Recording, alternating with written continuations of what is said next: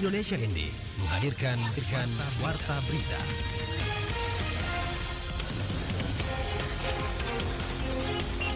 Selamat pagi saudara, Anda kembali mendengarkan Warta Berita Daerah edisi pagi ini, Kamis 13 Juli 2023. Sari Berita.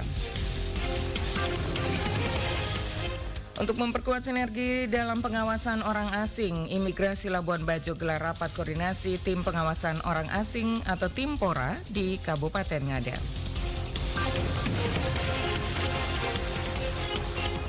PT Pelni siapkan kapal gratis bagi wisatawan yang akan mengunjungi Taman Nasional Komodo.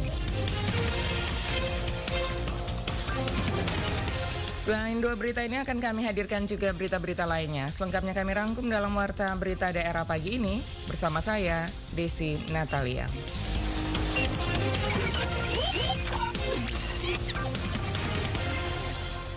Saudara, kita mulai berita pertama. Imigrasi kelas 2 TPI Labuan Bajo memperkuat pengawasan orang asing di Kabupaten Ngada.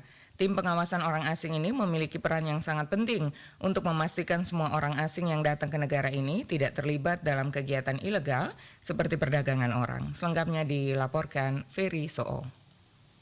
Untuk memperkuat pengawasan orang asing di Kabupaten Ngada, Nusa Tenggara Timur lewat keberadaan Tim Pengawasan Orang Asing atau Timpora, Kantor Imigrasi Kelas 2 TPI Labuan Bajo melakukan rapat koordinasi Timpora di Bajawa pada hari Senin 10 Juli 2023. Rapat dilakukan untuk memperkuat sinergi dalam pengawasan terhadap orang asing di Kabupaten Ngada, khususnya dalam mencegah terjadinya perdagangan orang di wilayah tersebut. Kepala Kantor Imigrasi Labuan Bajo, Jaya Mahendra menjelaskan, tim pengawasan orang asing memainkan peran yang sangat penting untuk memastikan semua orang asing yang datang ke negara ini tidak terlibat dalam kegiatan ilegal seperti perdagangan orang. Ia menjelaskan adanya investasi asing di Indonesia memiliki potensi besar yang baik untuk mendorong pertumbuhan ekonomi, menciptakan lapangan kerja, dan meningkatkan kesejahteraan masyarakat. Namun Mahendra melanjutkan, investasi itu harus diwaspadai agar tidak membawa dampak negatif seperti eksploitasi manusia dan tindak pidana perdagangan orang. Oleh karena itu, kehadiran Timpora di Kabupaten Ngada menjadi salah satu langkah preventif dari Kantor Imigrasi Labuan Bajo untuk mewujudkan pengawasan keimigrasian yang terkoordinasi dan menyeluruh terhadap keberadaan dan kegiatan orang asing. Dari hasil rapat ini, masing-masing instansi yang hadir dapat memahami fungsi dan tugas terkait dengan tim pengawasan orang asing, sehingga di Kabupaten Ngada ini akan hadir orang asing yang memiliki manfaat atau memiliki kemanfaatan sehingga tidak memberikan dampak negatif terhadap warga Ngada. Kemudian yang kedua, kami juga menyampaikan bahwa antara korelasi itu ada sinergitas pencegahan tindak pidana perdagangan orang.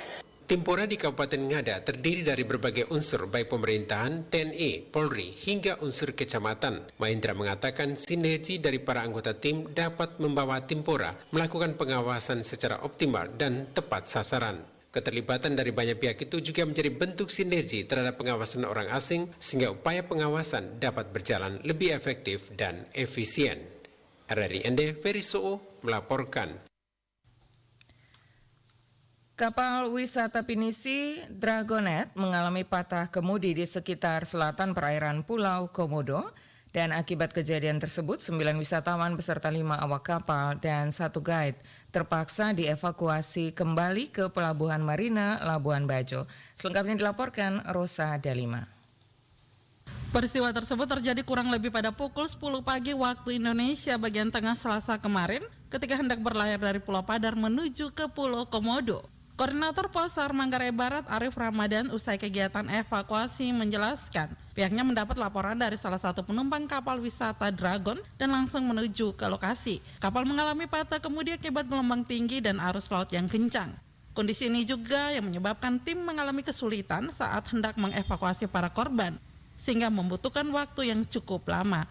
Untuk kesehatan dan keamanan seluruh penumpang dievakuasi ke atas kapal Basarnas. Akhirnya kapal mengalami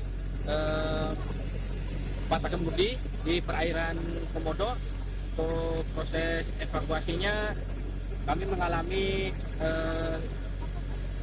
terdapat ombak besar dalam perjalanan. Untuk evakuasinya aman terkendali, korbannya aman semua dan sehat semua.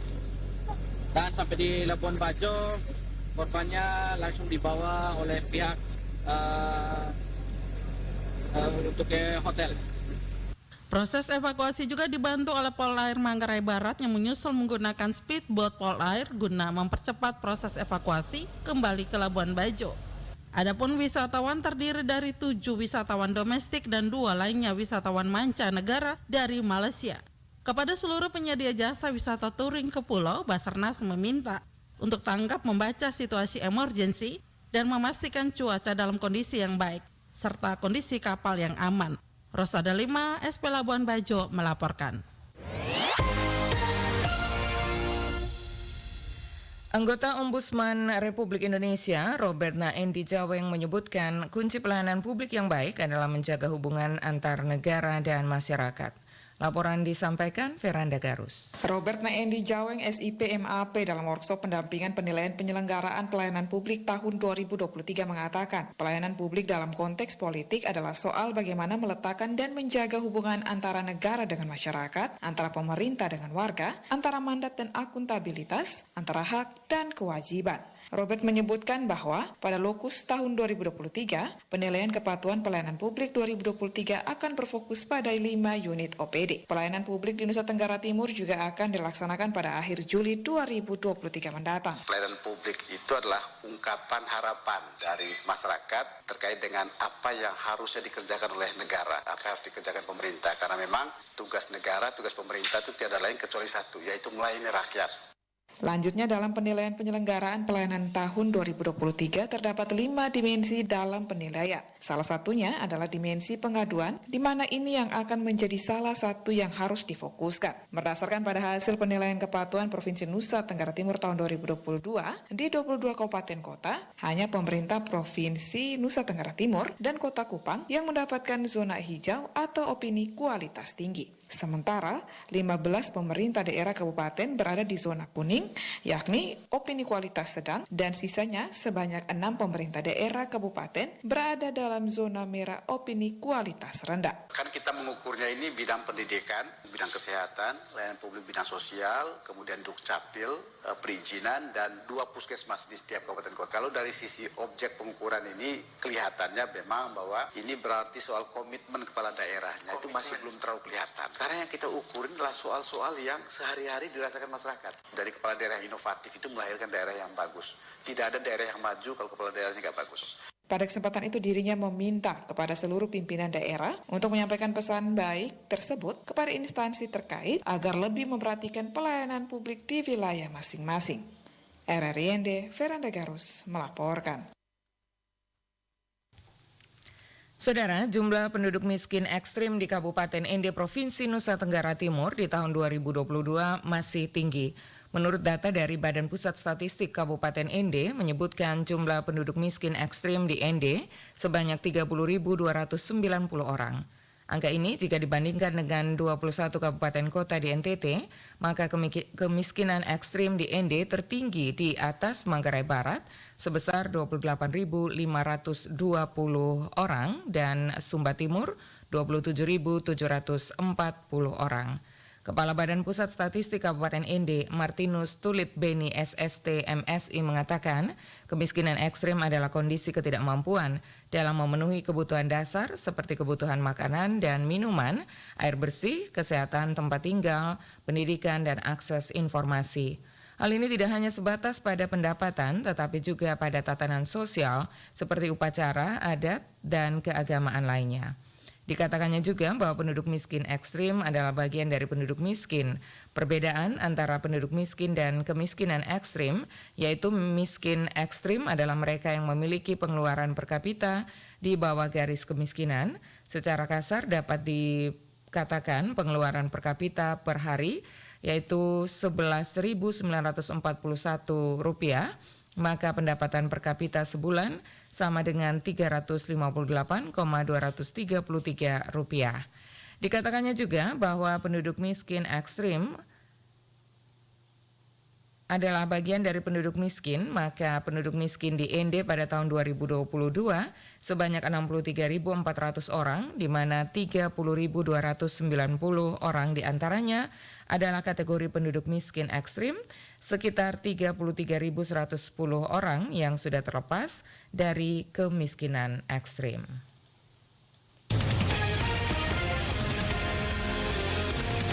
Anda sedang mendengarkan Warta Berita RRI ND. Kembali dari Kabupaten Manggarai Barat, pendengar, PT Pelni menyiapkan kapal gratis bagi wisatawan yang akan mengunjungi Taman Nasional Komodo. Kapal ini beroperasi 2 kali seminggu, yakni pada hari Sabtu dan juga hari Senin, seperti yang dilaporkan Mawar Rua. PT Pelni menyediakan kapal gratis untuk para wisatawan. Kapal ini akan beroperasi di perairan Labuan Bajo dan Taman Nasional Komodo untuk melayani para wisatawan yang ingin mengeksplor keindahan di kawasan tersebut. Meski tidak menjangkau semua spot di TNK, kapal ini akan melayani traveler yang ingin ke Loh Buaya, Pulau Rinca. Kepala Pelni Labuan Bajo, Fitrianingsih, kepada RRI Rabu pagi mengatakan, kapal yang mengantar para wisatawan ini adalah KM Ganda Nusantara 20 yang tidak beroperasi setiap hari, namun beroperasi 2 kali seminggu. Tiap kali melakukan perjalanan, kapal ini akan berangkat dan pulang selama 2 kali ke Pulau Rinca yang merupakan salah satu dari 5 pulau di TNK yang dihuni reptil raksasa Komodo. Jadi untuk kapal yang free ini, sebenarnya ini dia kan berlaku untuk seluruh masyarakat, jadi nggak hanya untuk traveler aja.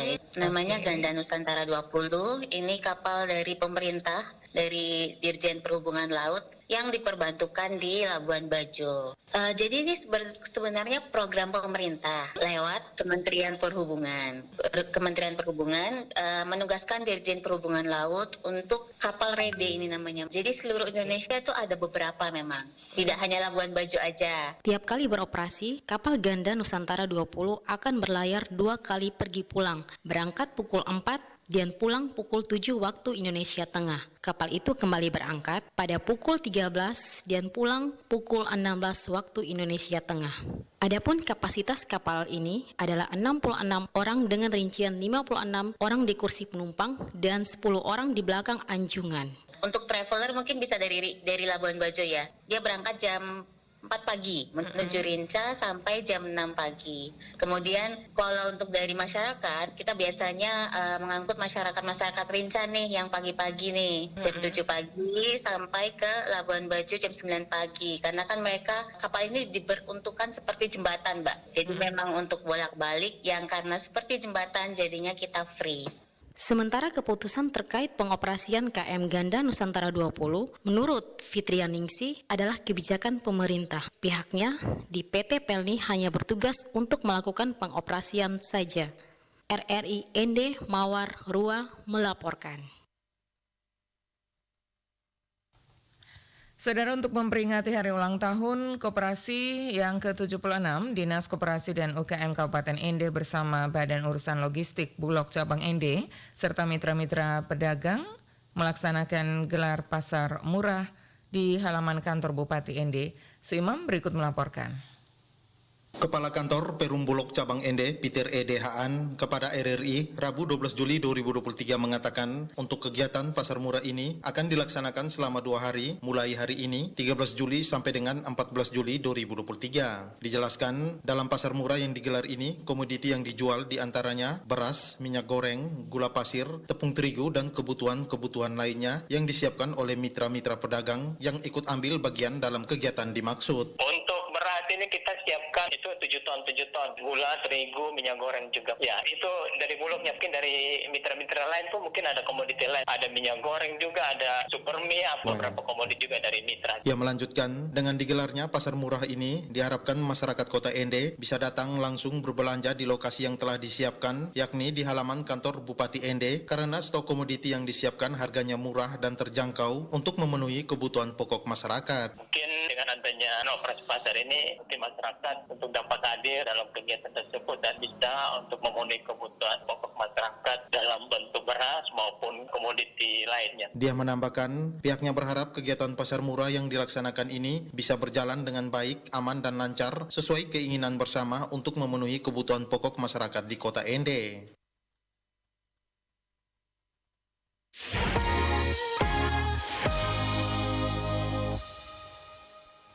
Saudara, informasi ini sekaligus mengakhiri Warta Berita Daerah pagi ini. Mewakili kerabat kerja yang bertugas, saya Desi Natalia mengucapkan terima kasih untuk perhatian Anda. Dan selanjutnya pendengar dapat Anda ikuti selengkapnya program Florata pagi ini.